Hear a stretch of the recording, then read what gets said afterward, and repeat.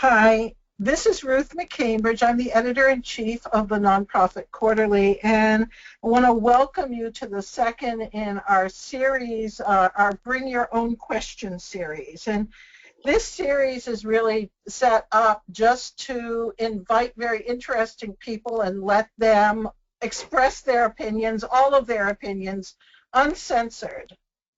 So a natural person to ask to a session like that would be Kim Klein, and she will be joining us today. I'll talk a little bit more about who she is to all of us in a minute, but first I want to just thank our sponsors because they are the reason why we're able to offer this to you free.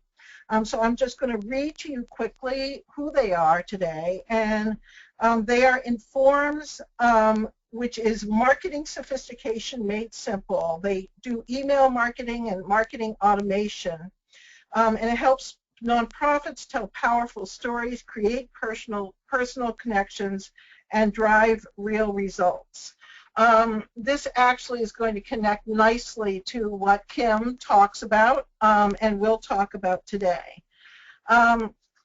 So just to do a quick introduction of Kim, and then I just want to do an introduction also of our topic today.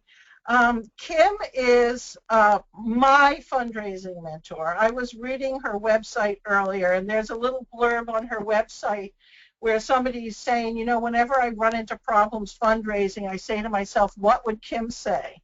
And I think I've been doing that for about 30 years. So she is definitely someone who taught me the basics early on through very old set of tapes that were shared around our community. And she's remained kind of one of the leading lights of grassroots fundraising. She's also the founder of Grassroots Fundraising Journal. She's written a couple of books that she may refer to during this session. But one of them is called Reliable Fundraising in Unreliable Times, which again connects really nicely to this session. We got the idea of doing this partially through our relationship, and it's a long-standing relationship with Grassroots Fundraising Journal. So I do want to just mark that you've all been sent a bibliography. Top on that list is the journal, and you should all be subscribers. If you care at all about grassroots fundraising, you really should subscribe to that journal. It's just excellent. So just to intro into this for a second, and I'm just going to take a quick minute to do this. There are articles on that bibliography that we sent you that go into this deeper, but it is important to recognize, I know that the last few years there's been a lot of hoo-ha about how giving is back, and particularly individual giving is back. The increases in giving since the recession have 58% been in individual giving. But one of the things that has happened in the giving scenario since the recession is that the recovery in giving has very much mimicked the recovery in the economy overall. And so you have many, many more large gifts. In fact, last year, Giving USA increased, well, it basically changed its definition of what is a large gift from anything over $80 million to anything over $200 million, because that's how much that field of mega gifts was increasing. That poses some issues for all of us. Most of the people on this call today don't have clear connections to billionaires. They aren't likely to be up for a multi-million-dollar gift. But there are always ways forward. And not only are there ways forward, but in fact they may be better ways forward than looking for those few large gifts. Even though I know that that's anathema to some of you. Sometimes those large gifts are the worst thing in the world that you can look for. They're like a Trojan horse at your gate. So saying that, I do want to say that people should, during this session, if you want to ask a question of Kim, we did get some ahead of time, but you can log your questions in on the side of on the right-hand side of your screen. We'll get them, and with that, I think we'll just go straight to Kim. And Kim's going to talk just a little bit. I did send her along some of the questions that we got ahead of time. So she's going to talk a little bit with some slides about the basics, and then we're going to go on to talking more in depth about some of the questions that emerge from that. So Kim? Well, thanks a lot, Ruth. I'm really happy to be here on this webinar. It's been planned for a while, and I was really pleased to see all the places the questions came from, and I do thank Nonprofit Quarterly for putting this on, because I think you reach an audience of people that often don't have as much access to these kind of conversations as we do who live on the coast. So welcome everybody, and I hope people really will chime in with questions. So let's just start. We thought we'd just start with like about 5 minutes of slides. I don't want to use up a lot of our time together, but I kind of amalgamated the questions that were sent ahead of time and tried to think about how to lay some basic, just put out some basics so we're kind of on the same page, so to speak, about certain things about fundraising, and then we can go deeper in response to the questions, and also really to pick up what Ruth said about the widening inequality and the effect on fundraising. I think it's probably the biggest game changer of our time, and not in a good way. I think it's extremely problematic, and we'll talk a little bit more about that. So just start with the slides. We go to the next slide. Oh, there's a little bit about me, so we can go now to the next slide. Enough about me. This is one of my most favorite quotes, Meg Wheatley. Some of you are familiar with her. And I think one of the things she really does very well is to say to people, you have to stop. You have to stop, and you have to think. And the current really capitalist, super commodified culture where everything is a commodity, especially fear, I think is the greatest commodity now. You don't have enough money. I just turned 62, and now I get things every day about how to have myself cremated and how much money I'm going to need to retire. And it's just constant. So she says you have to just stop. And I would say we in the nonprofit sector, she's not talking to us specifically, have to stop and reclaim time to think, to say what is our job in the sector that is different from the corporate sector, is different from government, is different from just being a private individual. So kind of thinking about this hour together is a little bit claiming that time. So next slide. So this is a kind of overview, and this isn't an exact thing. I'm not very good at graphs, but you'll get the idea. So I've been in fundraising for almost 40 years, and when I started in fundraising in the 70s, there were about 150,000 nonprofits. By 83, there were 300,000. 93, there were about 750,000. And then somewhere in the middle of this, probably about 2007 going forward, there's been somewhere between 1.5 and 1.7 million nonprofits. So we've grown really exponentially and far faster than almost any other sector. If we were a single industry, we would be our nation's largest industry. We are 10% of the workforce. In some places, I was just in New Hampshire, it's 14% of the workforce in New Hampshire. Some other places have higher than that, but no one is lower than 10%. And so we're just an enormous economic driver, about $1.7 billion coming through the sector all the time. So if we could look at the next slide, I want to look at something that should have been happening. We've seen a correlation between how things went up, our growth, and social problems. That should have met, and we should have said, wow, look at all these nonprofits have really made such a big difference in the critical social problems. But we can look at the next slide. We will see that that is not the case. And in fact, the big indicators, if you kind of think about homicide, prison rates, teen pregnancy, substance abuse, incidence of depression, poverty, particularly childhood poverty, probably the one that is most striking to me, I don't create a hierarchy of these problems, they're all terrible, but the most striking one is infant mortality. The United States leads in all those indicators among all the rich countries. We are #1 in all those things. And so we haven't, the social problems have grown right alongside us. Did we cause that? Absolutely not. But did we cure it? Apparently not. So I think this is a big elephant in the room, and I think we have to consider it, and I want to consider it as part of this conversation today.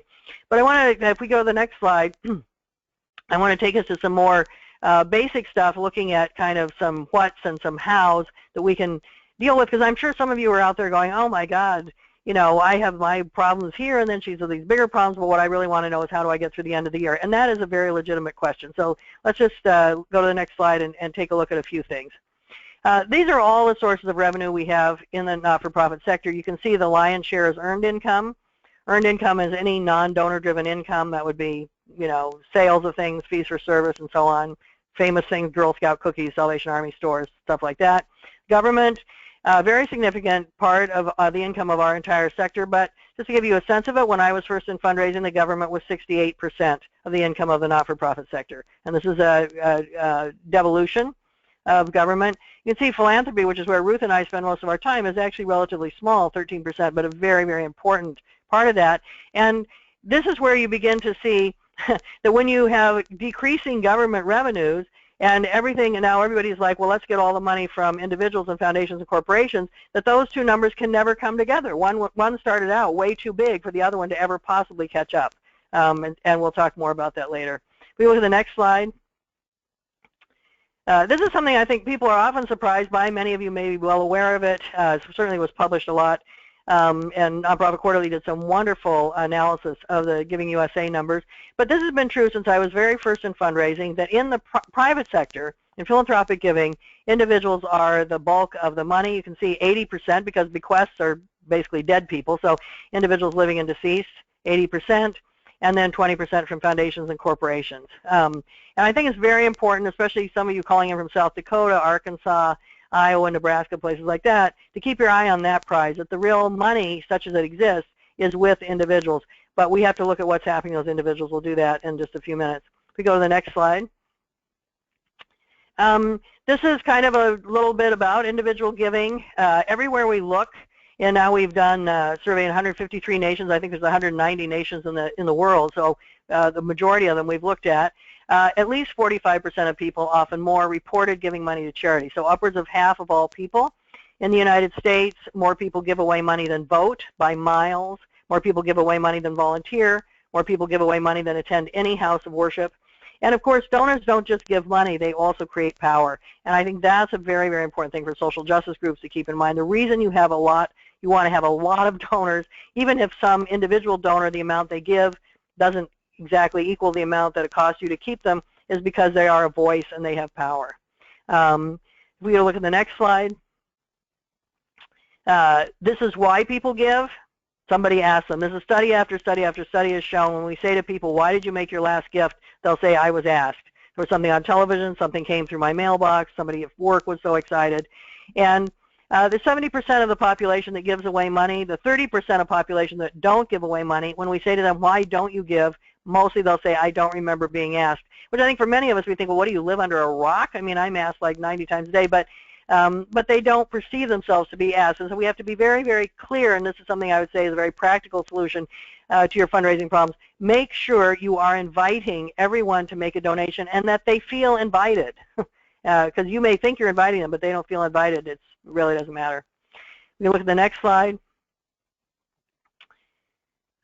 This is also a very important part of fundraising, is the notion that you're not begging for money. Begging is when you ask for something you have literally done nothing to deserve. You are exchanging the work of your organization with someone who wants to see that work done. So if I find, for example, the environment is very much on our minds right now, the Pope's visit is talking about climate change. So if I am really upset about what's going on with climate change, I can't do much about that by myself, but I pay groups that I think have a handle on it to fix it. I pay groups to end homelessness, I pay groups to stop racism and to end sexism, and we all have things that we pay groups to do, and what you have to figure out is what are people paying you to do, and which people are going to pay you to do it. That's called the exchange. If you look at the next slide. All of fundraising, you just kind of click on through that, please. We'll pull this up. All of fundraising is about building relationships. So we try to get a person to go from 0 to 1, to give a first gift. We try to get them to give over and over, largely by thanking them. We try to get some cross-section of them to give more money. And we try to encourage everyone to consider leaving us money in their will. And I think that relationship building has dropped out in the frantic search for money. We don't want money, we want donors. And again, those donors will give us the power that we need to affect government policy, to call for the government to do its job, and to do a lot of other things besides just give us money. So I'm sure Ruth and I will spend more time on that. If you look at the next slide, this is just a couple slides, this one, and the next one we can go to is just about don't treat your donors like ATMs. They are not crops. They are not prey. You want to be respectful. Be respectful to them. They're people. They have a lot of choices of where to give their money, and if they choose your group, that's great. Okay, so I do hear a lot of trash talking of donors. I don't think it's really helpful, and it doesn't help your attitude toward them either. It kind of puts you in this fight or flight or slightly adversarial relationship with them. So let's look at the next slide. So one of the things we want to look at is sort of demographic and generational changes that we are facing. I'm just going to talk about my state. Each of you can reflect on your own state, and they'll be slightly different, but California, world's 8th largest economy, we are a state that is majority people of color, and it's sort of a funny thing to me that they call it majority minority. It's like the way that white people just cannot allow people of color to be the majority, so he said the majority are the minority. That's like weird. But anyway, it's a majority people of color state. Upwards of 50% of the population of the state of California is under 40, so it's a majority young state. But 65% of people who vote are white people over 60. So we have, some changes to make in that. And these demographic changes are very, very important. They're providing amazing opportunities to us for understanding social problems differently, for finding solutions to them, and also for fundraising.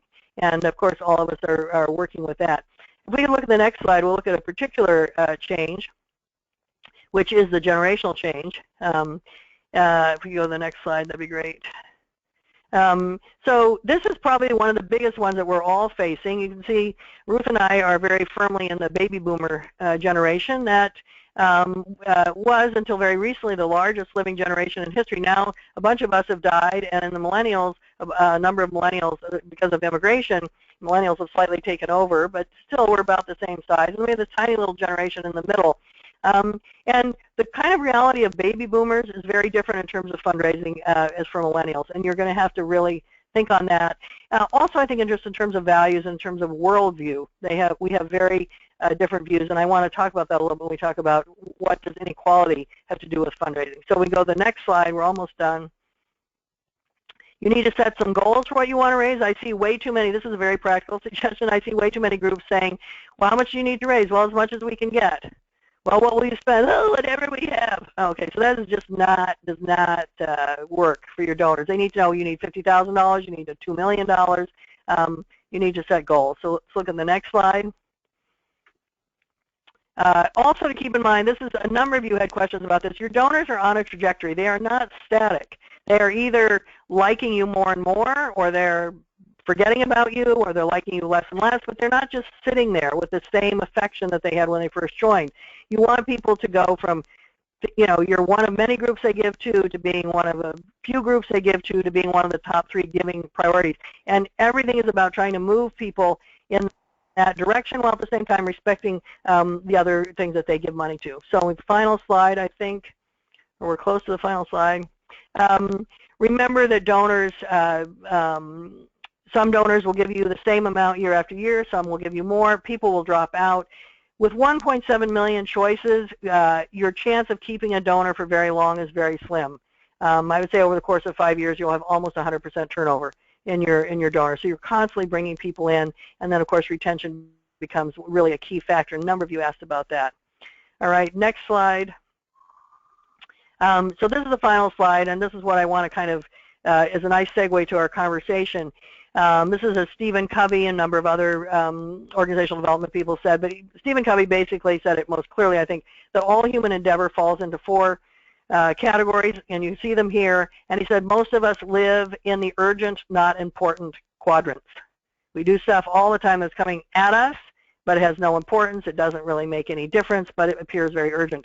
When you are in fundraising, and in fact when you are in the world of social change and making the world better, this relates back to the earlier Meg Wheatley quote, you want to live in the important quadrant. Some things that are important are urgent, and some things that are important are not urgent. but live in the important quadrant. So that's what I wanted to share with you in just in terms of slides. Now maybe we can kind of go to some of the questions and maybe start with some of the bigger picture stuff and then go to the more practical questions. Does that work, Ruth? It does.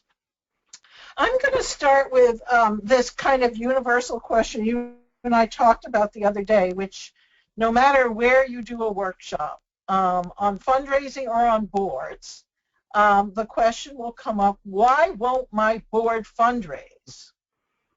Yeah, well, talk a little bit about that before. Yes, well, let's talk about that. I think there's three reasons why boards, three main reasons. There could be probably 5,000 reasons, but there's three main reasons that I've ever discovered why boards don't raise money. Number one reason, they were not told that was their job when they came on the board. And until you get clear with people that one of the things you have to do as a board member, as part of your governance responsibility, is raise money, and you have to make sure they repeat it back to you, and they understand it, and then you create a culture of fundraising in your board, they will never raise money. So that's just kind of that. I was talking to a client the other day. They interview 4 people for every one person they put on their board. And as a consequence, they have a very good fundraising board. The second reason board members don't raise money is because they don't know how. You cannot just say to people, raise money. Common, ordinary people don't know what that means. And so they come with these doofus ideas. Let's just ask Oprah Winfrey. Okay. Oh, great idea. Do you know her? But I mean, it's the best they can do. They saw it on television, and, you have to train them. You have to give them a structure, and you have to tell them very specifically what they have to do. And the third reason that I think is sort of related to the first is there's no accountability. This I see all the time. So someone gets on the board, they understand their job is fundraising, they don't like it that much, but they're willing to do it, they do it. Ugh, yuck. But then they look around, they say, oh, there's Bob and Mary and Jose and all these other people, and they're not doing anything. And they still get to be on the board and flap their mouth at the meetings. Well, why would I work? So most of you take board members and you do number 1 and 2 very well, and then you train them to not work because nobody says to Bob, you have done nothing, and yet you're still on the board. What's up with that? Okay. So accountability is absolutely key. So those are the 3 things I think are, I'm not saying they're easily fixed, but they're pretty easily seen, and if you fix those, you will have 90% of your board doing fundraising in no time. Okay, so let's go back to what we're really talking about today. How is it that widening inequality does affect the fundraising, and let's say specifically of smaller grassroots groups and mid-sized groups? Well, in terms for probably any group, but particularly smaller groups, most of us, our donor base is not primarily made up of the 1%, or even, now income is so concentrated, and income and assets are so concentrated at the top that the 1/10, the largest gains from this most recent recession we've had, according to Manuel Size, who's an economist at Berkeley, and some other economists, the largest gains have gone, 93% of the gains, of the economic gains of the so-called economic recovery, which most of us haven't experienced, have gone to the top 1/10 of 1%. So the distance between the 1/10 of 1% and the 9/10 of 1% is almost as great as the distance between the 1% and the 99%. It's extraordinary. This is worse than the so-called Gilded Age before we had income tax. So this is a real problem. Now, by itself, that might or might not affect smaller groups, but here's something that affects smaller groups, is that most of us who have incomes under $125,000 a year, and I'm going to go out on a limb and say that's probably most of us who are on this call, if an income under $125,000 a year, you are this year, in real dollars, spending dollars, you have $4,800 less to spend than you did in 1990. Because wages have stagnated, okay? And they're always telling us there's no inflation. And you go to the gas station, you think, well, how come gas is more? How come food is more? How come every single where I go, everything is more if there's no inflation? Well, it's again kind of a little thing. There's no inflation for people who have 93% of the gains.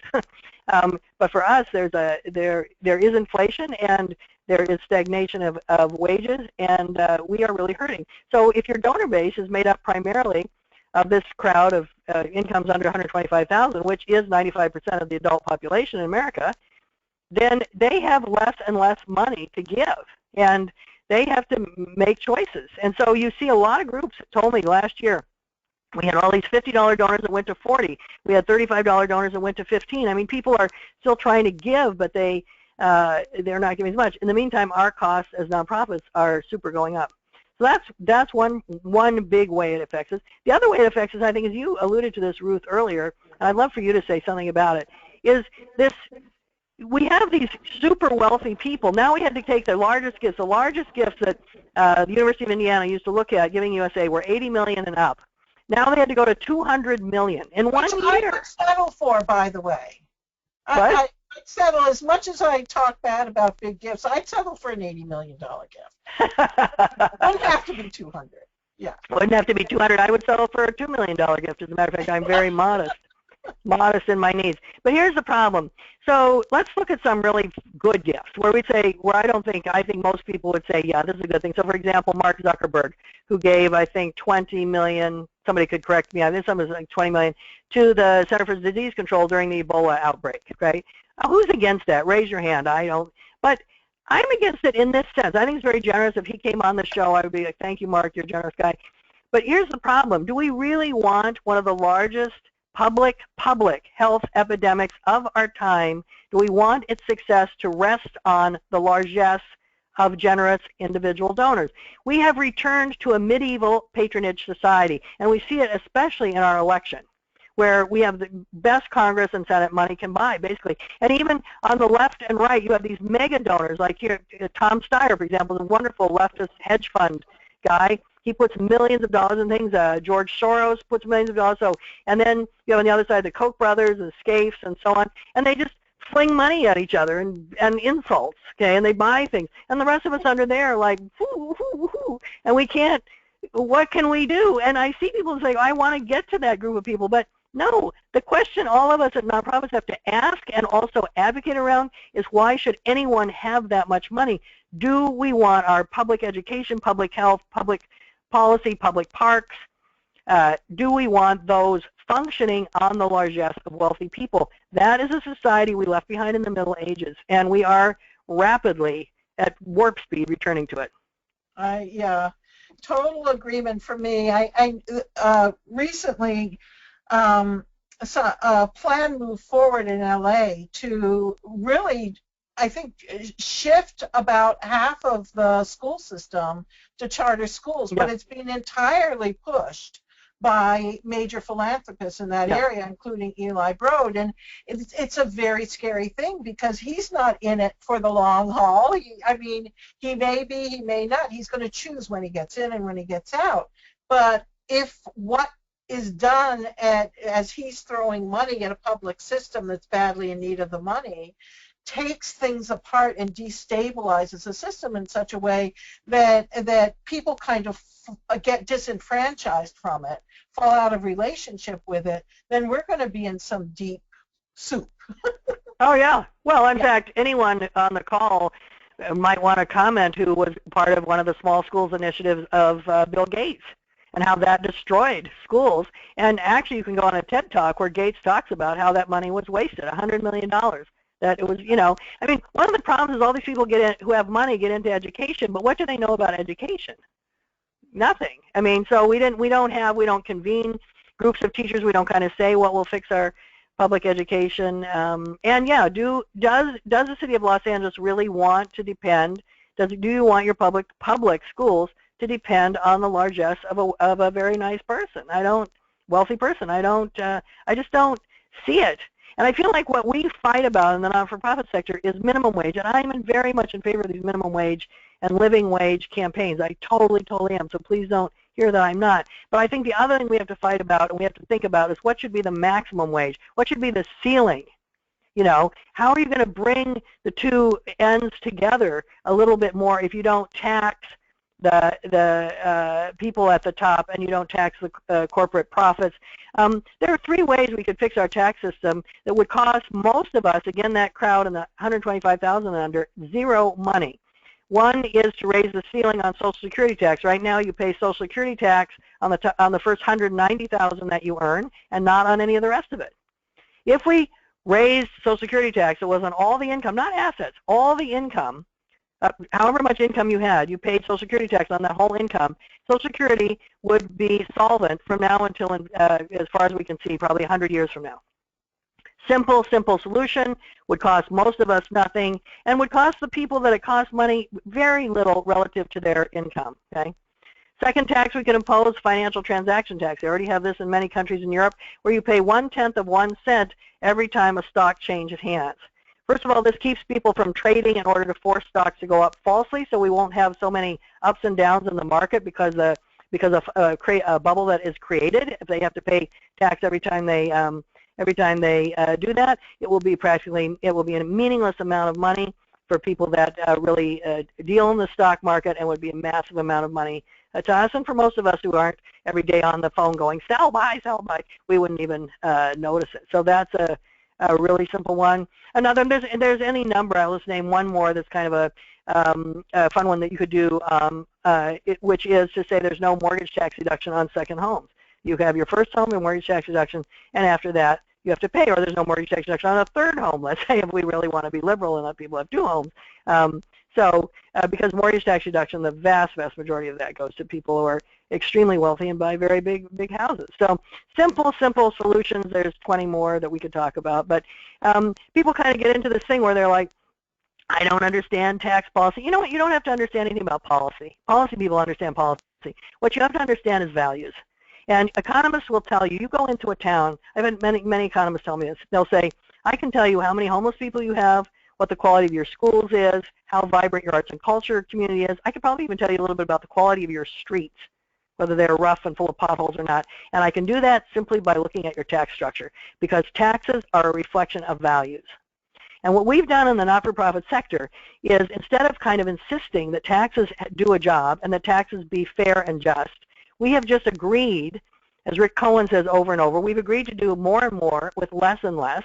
And he goes, eventually, will we agree to do everything with nothing? And I think some of you are probably thinking, yes, I've agreed to that. That's almost where we are. We have to stop. We are a train wreck. We have to stop doing that, stand back, take the time and say, you know, this is just not working. And having more and more of us with more and more money isn't working. There's something fundamentally dysfunctional in this structure. It has to be addressed. We have the money in our sector to solve problems. We have the money in America to solve problems. But we're not solving problems. We're actually creating problems. Mm-hmm. So this is a good segue, and I'm going to go back to some of the questions in just a second, but this is a good segue to kind of the political reason to develop a grassroots base, a grassroots funding base.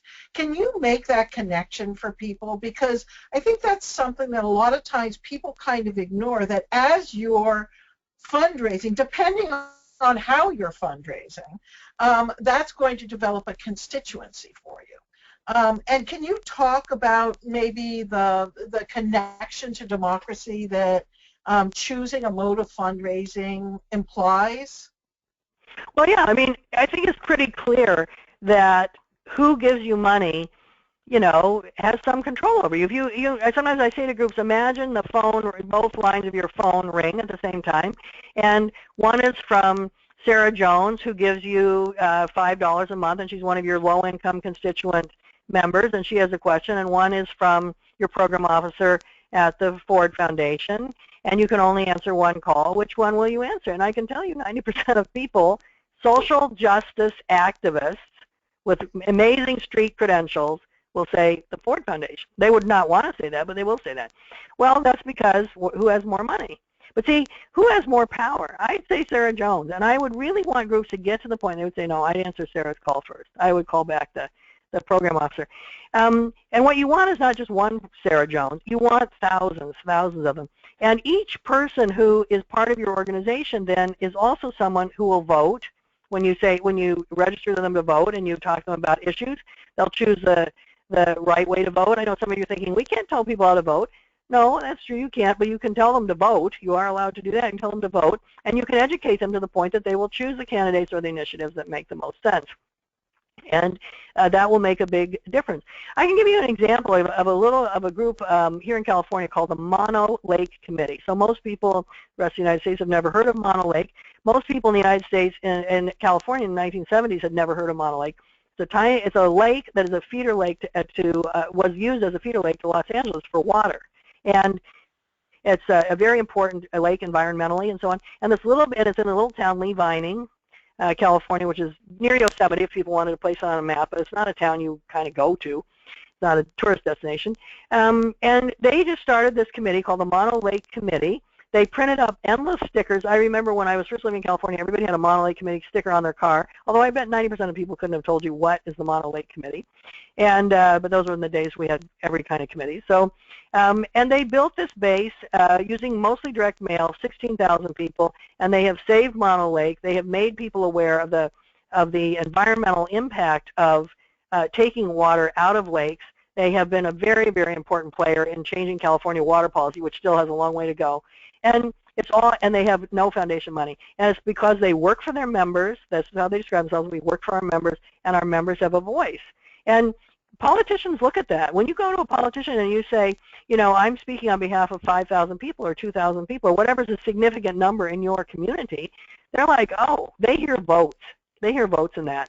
You see this over and over with community organizing. And what happened is foundations started to fund community organizing, which was great. And please don't stop.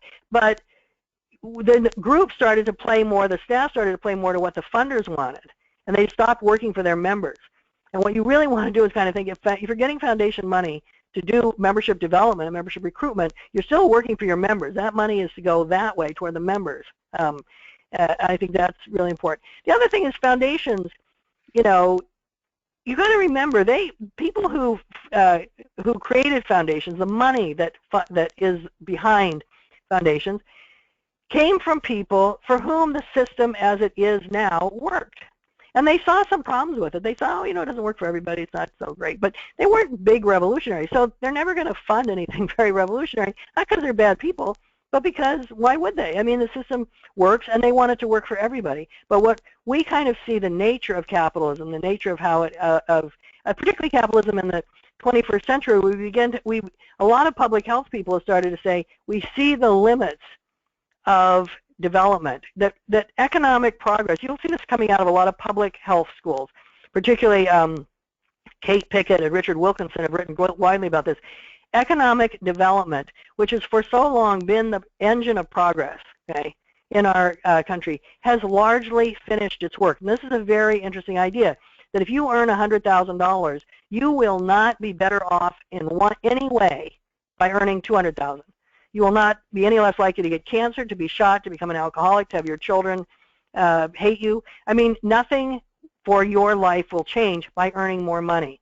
And so this is something I think we can put forward as nonprofits, is that this intense concentration of wealth is not leading to an intense concentration of happiness. And it's not leading to an intense concentration of the common good. And so it's a problem for everybody. The wealthiest person in America will live less long than the poorest person in Britain. And we have to kind of take that into account, that wealth in itself, excess wealth is just excess. It's like toxic waste. Wealth only works when it's more equitably spread. And you cannot have a democracy in which some people have massive amounts of wealth and can buy anything they want, including elections, and some people have massive amounts of debt and have to live in their cars. I mean, or live on the street. We now have a new group. There's a new researcher, what is her name, Catherine Eden, I think. She's a long-time poverty researcher. She's written a new book, and a lot of you will see it and go into her bookstore. It's called Americans on $2 a Day, and she's documented there's almost 2 million people in the United States, most of them children, living on less than $2 a day. This is a population we never thought we had. This is a population we thought you find in Haiti, you find in different countries in Africa, you find in Yemen. We have them now here. The social safety net is so wrecked that some people have fallen out of it altogether. So I almost want to just stop there. True that. But I want to move back for a minute, because one of the questions that somebody's asking us right now is, in this, in this environment where there are, a number of much larger gifts and then the smaller gifts, are there certain sectors that that benefit more from those larger gifts than the smaller gifts? Do you want to answer that? Oh yeah, or you could answer it. I know that you know the answer. Absolutely. In fact, Giving USA, there was a big report in the Chronicle of Philanthropy, and I think you picked up some of it in the Nonprofit Quarterly. Looked at something like 47% of the larger gifts went to higher education, and not just higher education, like some little community college. It mostly went to Harvard and Yale and the Ivies, and a great deal of it went. Some of it went to very mainstream arts, very large arts organizations. But yeah, it doesn't. It's very unevenly. Yeah, it's not like it's all equal and we're evenly divided amongst large gifts. I mean, people give.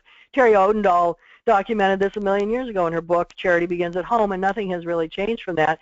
That people give to places that give them something back. So you see a lot of gifts to the symphony, and in return, if you're a big enough donor to the symphony, you have really nice seats in the symphony. And I love the symphony. I'm actually going to a symphony concert tonight, but it doesn't, it doesn't really address things. The whole point of private philanthropy, though, and having money to give away is you get to give it away to things that you like. And if you want a tote bag, you give it there. And if you want to, help your neighborhood association, you give it there, or whatever. And that's your privilege, because the idea was that government was taking care of everybody. I mean, there was a more even distribution, and that part of my money, my little bit of money or my lot of money, was taxed. And then that was evenly divided in some ways, and services are provided, and a safety net is created so that no one can fall too low and no one can go too high. And then I can do whatever I want with the rest of my money. That in those kind of situations, I think private philanthropy works very well. But in a situation which is called private philanthropy is being called on to do all kinds of things that were never designed to do, it works very badly. And it doesn't work. I mean, basically. Right. Well, one of the things that because I did follow the, all of the giving literature during the recession and right after the recession, and one of the things that was really obvious to us was that, in fact, the organizations with some of the largest fundraising capacities, ongoing fundraising capacities, were able to kind of hold steady, not lose too much. And in fact, because they had kept up the relationships, even if they hadn't been getting the same amounts during the recession, because they had continued those relationships because they had the money to do so, during the recession, they were able to move very quickly back into a solid position right afterwards, whereas smaller groups who were not able necessarily to maintain those relationships because they had they don't necessarily see the money that they have in the same way if it's a choice between serving and keeping a relationship with a donor. Those organizations had to scramble their way back up, and some of them still haven't completely recovered. But I think that, the issue that I want to get to here is just, how important those relationships are to maintaining your power base, as you were talking about before, in combination with your fundraising base. And, why is it that grassroots fundraising may be more on target for a grassroots group? If we could just, focus a little bit more on how it is that you do that kind of work so it's at the core of your being as an organization. Could you talk a little bit about how if you've seen organizations come to terms with that choice and what's happened as a result of it? Well, yeah, I mean, one thing I might make a slight correction, or I may have misheard what you said, is any organization, regardless of how small or how big, if they maintained their relationships through the recession, 2009, 2010, 2011, and they really treated their donors very well, and also if someone said, I can't give you money now because I've lost my job, the organization still said, well, you're still a donor. Like, you're not making a donation right now, but your identity as a donor, if you want to, do you still like us? Would you give money if you had the money? Yes, I would. Then you're still a donor. And they kept those relationships going, even people that weren't giving or were giving far less. They sailed through the recession. And the other thing is, people that focused on, and this is a change from 2011 to now, that I think is very, very important. People that focused in from say 2009 to 2012, because remember the recession was in 2008, but nonprofits are counter-cyclical, so it never showed up for us until 2009 and 2010. if you had financial problems in 2008, that was not because of the recession. So you need to figure that out. But the groups that really focused on mid-range donors, the people that can give between $100 and say $2,500, people that are giving out of income, that are, you know, teachers, bankers, administrators, I mean, people with regular income, they also sailed through the recession. One thing that's changing slightly is as this income stagnation has caught up, that group of people is now being squeezed. So it's not clear that even very big organizations, even the ACLU or the Sierra Club or places like that, are going to continue to have that same level of growth from that population because that population is squeezed. So that's that's an ancillary thing. In terms of your question, you know, every organization, I think this is your question, so you can interrupt me if I'm not answering it. Every organization has to sit and think, how should we raise money? You have to also ask, how can we raise money? But before you ask how can we, you say, how should we raise money? For example, if you're a domestic violence program, that is a public health problem. And ideally, and in a lot of European countries, you would be funded almost entirely by the government, okay? And maybe you'd raise money to take kids on little field trips or do research or something like that, but the bulk of your service provision would be paid for by government. And that is true, actually, more or less in many states around domestic violence. It's a public health problem. We recognize it. Some organizations that should be funded by government are not, and they have to raise the money elsewhere, but they keep their eye on that prize. Some organizations should never be funded by government. Watchdog organizations, consumer rights organizations, groups that are critical of the government, that would be ridiculous. Some groups should only be funded by foundations. They really should, like think tanks, I think, you know, a lot of university research. I think it's fine that a lot of money goes to universities. I mean, it sort of makes sense. That's where we're getting our next generation of thinkers and doers. So you sit and you think, what philosophy am I moving with? And some really should try to do earned income. And there's been a lot of talk about earned income recently. I think some people thinking as a new shiny red truck, but really some groups should do it. They should monetize what they know. They should collect money from their constituents. It makes sense. They should start businesses that serve people. You know, you have some of these big institutions are offering, you know, kind of cell phones or life insurance or all kinds of things to their constituents as a service in order to bring those people together, and it makes sense. So you stop and you think, what income streams will be most mission fulfilling for us? And grassroots fundraising may or may not be in that list, or maybe a small part of the list, or it may be 90% of the list. It doesn't have anything to do with how big you are, though. There are organizations, I would say the American Civil Liberties Union is largely a grassroots organization in terms of how they raise money, even though they're a multi-million-dollar agency, and their local chapters as well, because they have always been all about individuals, no government, very little corporate, you know, some foundation from time to time, but very, very much about individuals. Where you have some tiny little groups, they might have a budget of $100,000, and they have two $50,000 foundation grants. They are not grassroots. They're foundation-driven. Right. There's a bunch of questions that have come in about, it's basically a question of whether major donor fundraising techniques as they are now translate well in communities of color.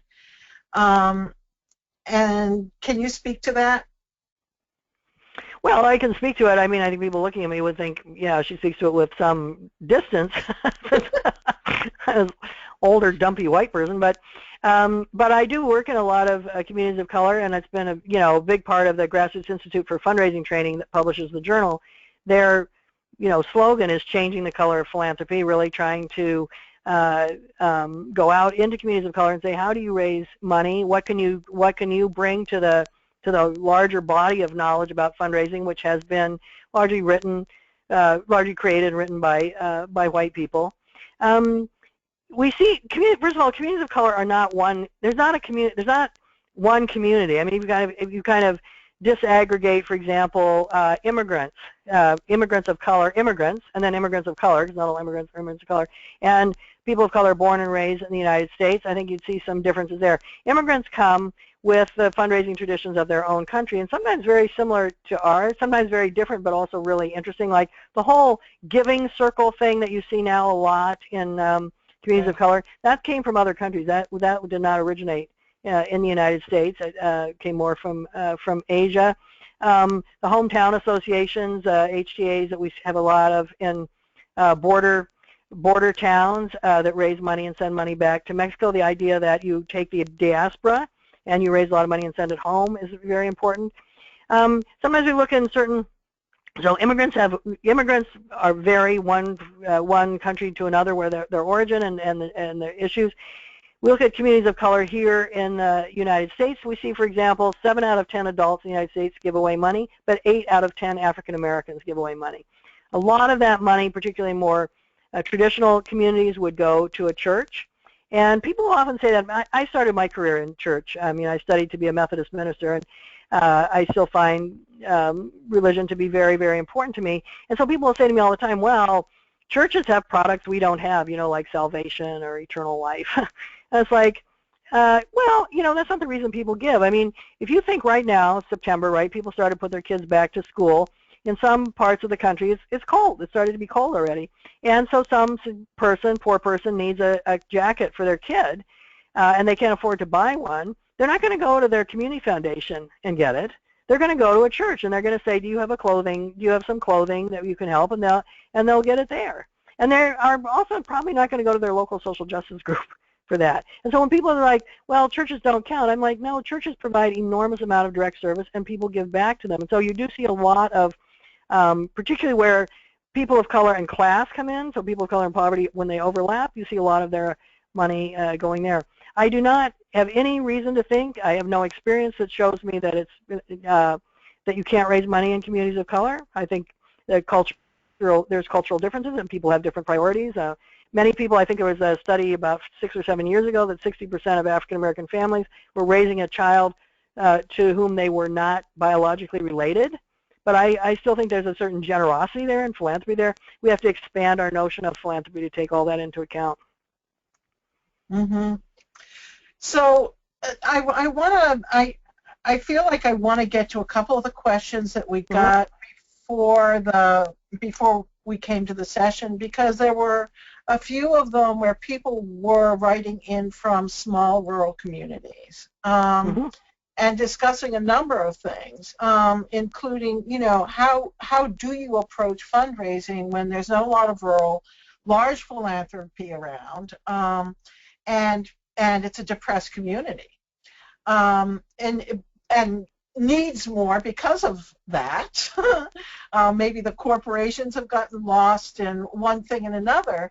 How do you approach fundraising at that point? And one person wrote in and actually said, you know, we have suffered we've suffered a little from our reputation.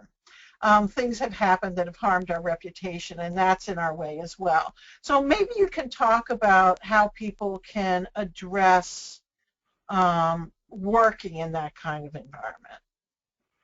And I'm asking you that second part because you did write this, and I do want to say to everybody that one of my favorite articles of Kim's is an article she wrote about messaging after crisis. So thought that was particularly appropriate.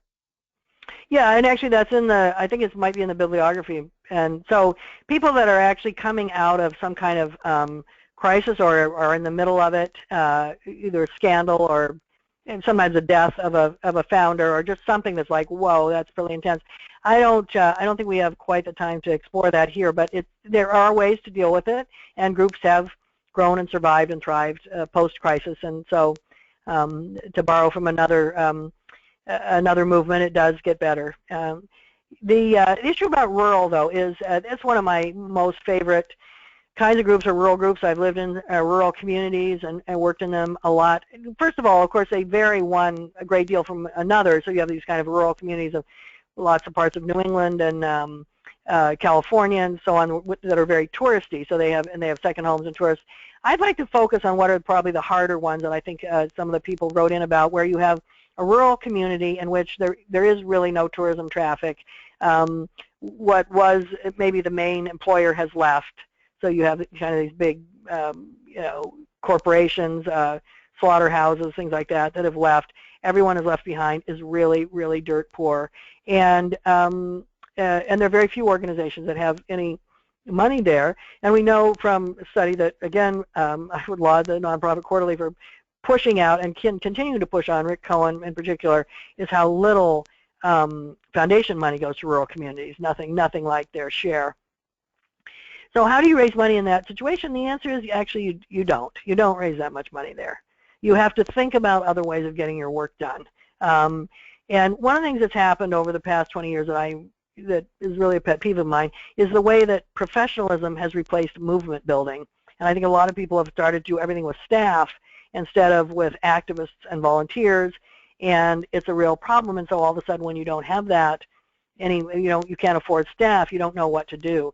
But one of the things that's true in places that have high unemployment is you have a lot of people with time on their hands and who are able to do things. And they can use those skills. First of all, it's good for them to have something to do. They want to give back to the community. And they can also use those skills or develop skills that help them get jobs. So I see sometimes very more creative rural communities putting people into, rather than just calling them volunteers, they have sort of internships, they have job descriptions, they have things for which, if the group had money, these people would be paid to do, data entry, prospect research, proposal writing, that kind of thing. And then people develop skills and they either get jobs in the nonprofit or they get jobs elsewhere.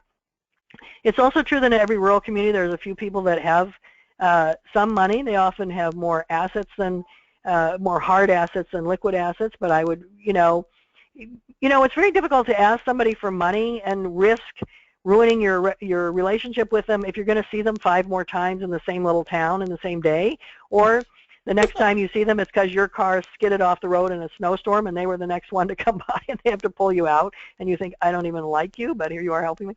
So I really get why people in rural communities don't want to have these direct conversations. So I would say, well, have them indirectly, but make it clear that you need the money. I go to a lot of rural groups and I don't see any evidence that I am invited to make a donation. There's no little thermometer in the thing. There's no envelopes left carelessly lying around. There's nothing on their website about that. It's your situation is a lot harder than a lot of other people's, but you can either sit there and think about how hard it is, or you can think of what assets do we have and how much money do we really need to get it done, and could we supplement or displace some of the money we need with some of the time that we have. Right. So we're moving to the end of the hour here, and I'm just wondering if there are any other, you read the questions that came in ahead of time, if there are any other comments that you want to make in response to any of those questions. I was particularly, I think I was particularly interested in the ones where people were asking, how do we kind of maintain our principles if we don't really feel like those principles are going to be embraced by people with money? How do we kind of negotiate that space of making ourselves maybe obnoxious to the very people who might be able to give us a grant? And what is that space, and how do I think about it? And I think some of what you were saying at the very beginning of the hour is the way through that. But if you could talk about that again, I think that would be great. Well, I think it's a great place to end, because number one is to always treat individual people with respect. And I find that we often don't do this. We're kind of trash different kinds of groups. I mean, it's not as if I'm innocent of that myself. I have done it myself. But when you kind of think about the number of people that have become wealthy recently, many of these people didn't start out wealthy. I see with some of these wealthy tech people that I encounter, they're somewhat troubled by how much money they make. They're not quite troubled enough to quit and go do something else, but because they enjoy it, but they want to do the right thing. I think also we sort of underestimate people's willingness to be helpful. Some people want to just appear, they want to be on the right side of history on these issues, and they will give what is for them what is for your group a lot of money, what is for them a relatively small amount. Some of these mega gifts we read about, to be truthful, they are rounding errors in the wealth of the person who's giving them. So, and I also find these distinctions between left and right to be a little bit less useful than they used to be, because you have people, I mean, you have people that are very pro-choice in the right wing. You have very pro-life people in the left wing, for example, to name a big social issue. I think gay marriage is an example of how that just spread across the country in an amazing way after lots and lots of organizing. Finally, I think people began to realize, oh, you know, that's not such a big deal. And I really find you kind of think about who people are, and also how old they are. I remember when I used to live in Tennessee, we had a lot of African Americans who were Republicans, and they were Republicans because Lincoln was a Republican. And, you know, so you kind of say, well, she's a Republican, and just, I'm not going to go to her for my thing. No, this is a person who absolutely is in your value, shares your values. So kind of thinking about that. And then the other thing I think is true of many people is they appreciate an underdog, and they appreciate somebody who tells them the truth. So even if they don't agree with you, they may appreciate you tell the truth. You will not get any money either from the people who support you or the people who don't support you if you don't tell the truth. So be true to who you are. Manage to mission. This is an expression we have in fundraising. I found it to be true over 40 years. Manage to mission, and the money will follow. Absolutely. It is a great place to stop. I always used to say when we would be caught in some kind of bizarre situation vis-a-vis a funder, just bold it out, stick to your principles, and let people know who you are. Eventually, that is going to end up with you in a better place and supported, because people will admire your positioning and your ability to stay where you are and where you should be. That's right. And, you know, that's what we're good at. We're not good marketing and deceit. We don't do well with false advertising. We are, in the not-for-profit sector, we are able to be honest and tell the truth. So let's just play to our skills. Absolutely. Thank you so much, Kim. Oh, this has been a great conversation. And I see so many questions that haven't been answered. I'm going to collect them all. I'm going to send them to Kim so she will keep answering them in the future. And we'll pick them up and use them as topics that we'll cover in the next few months in NPQ. So thank you so much, and thank you, Kim, as always. All right, it's a pleasure, Ruth. Take care of yourself. Bye.